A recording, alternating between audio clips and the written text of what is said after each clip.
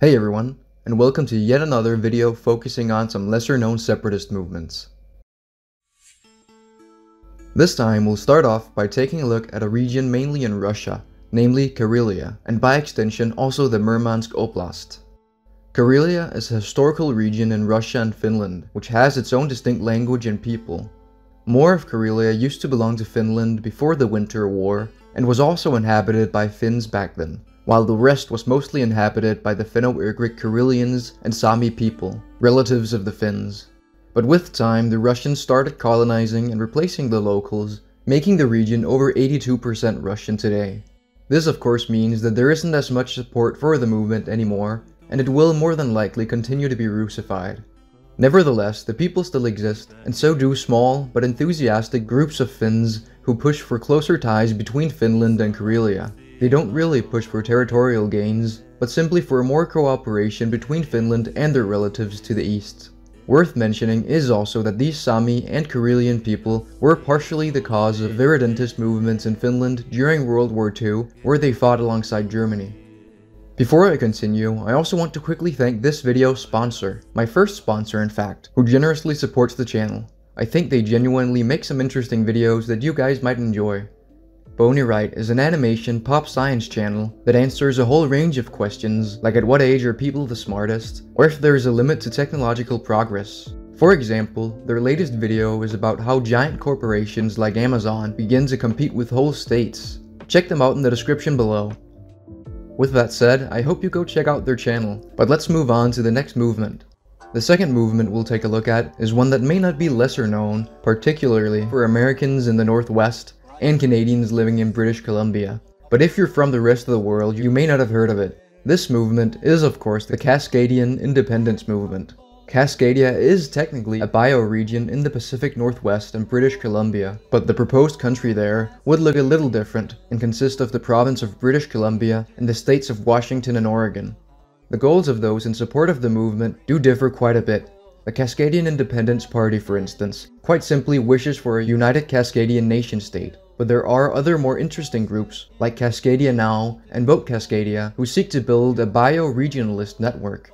Bioregionalism is quite a unique and complicated movement, and to grossly oversimplify, it's supposed to be an alternative to the nation-state that advocates for ecological or geographical boundaries determining human activity rather than political boundaries.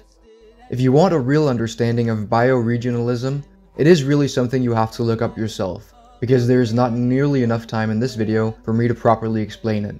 But essentially, to sum things up, Cascadia is a massive region in North America with close cultural and geographic/ecological ties that does create somewhat of a common identity. Another movement in North America is in Greenland. Greenland is an autonomous territory within the Kingdom of Denmark, meaning it is a part of Denmark but has a lot of self-rule.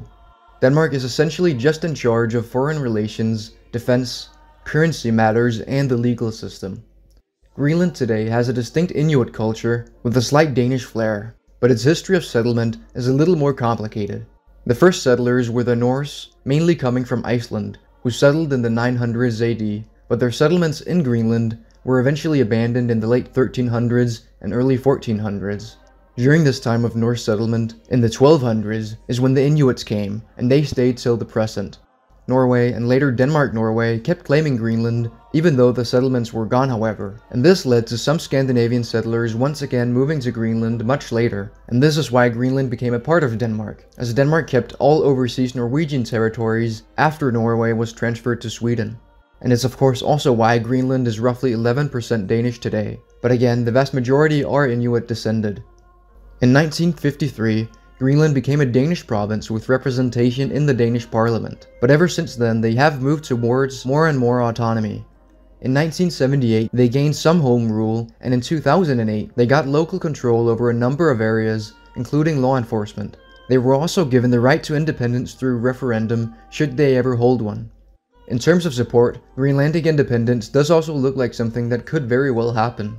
In 2016, a poll indicated that 64% were in support of independence, but on the other hand, 78% said they were in opposition to independence if it meant a fall in living standards. So this basically means for Greenland to become independent, it would need to grow its economy substantially, as it's still very reliant on Denmark for support. But with pro-independence parties in a clear majority, it is clear that Greenland will most likely gain independence as soon as it can be self-reliant. So it may be decades or even a century off, but it does seem unlikely that it won't happen eventually. The last movement we'll take a look at today is the one in Western Australia. Western Australia is extremely separated from the more populous and urban East, and this has led to many in Western Australia feeling that it is a bit of a forgotten region that does not get enough attention. On a number of occasions, Western Australian secession has been brought up on a more serious level. There was, for instance, a successful but unimplemented referendum in 1933. Here, over 66% voted for withdrawal from the Commonwealth of Australia. This led to some action in Canberra, and thus the Commonwealth Grants Commission was established to alleviate some of the grievances that had led to the movement.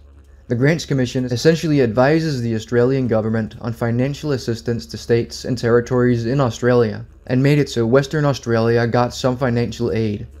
There was also an unsuccessful movement in the 1970s, and more recently there have been a few proponents of an independent Western Australia. The main arguments for it is that Western Australia gets less support from Canberra than the eastern provinces, even when considering its lower population. Western Australia also has vast amounts of resources which it could reap more benefits from on its own. On top of that, the current pandemic, which barely hit Western Australia in comparison to the rest of the country, has also stirred up the secessionist movement. But a poll done in October last year did indicate that only around 28% of Western Australians are in support of full independence. But that's all for now. Consider becoming a member if you want to support the channel, and don't forget to like the video if you enjoyed it. Also remember to subscribe and hit the bell button if you want to see more content like this in the future. See you in my next video.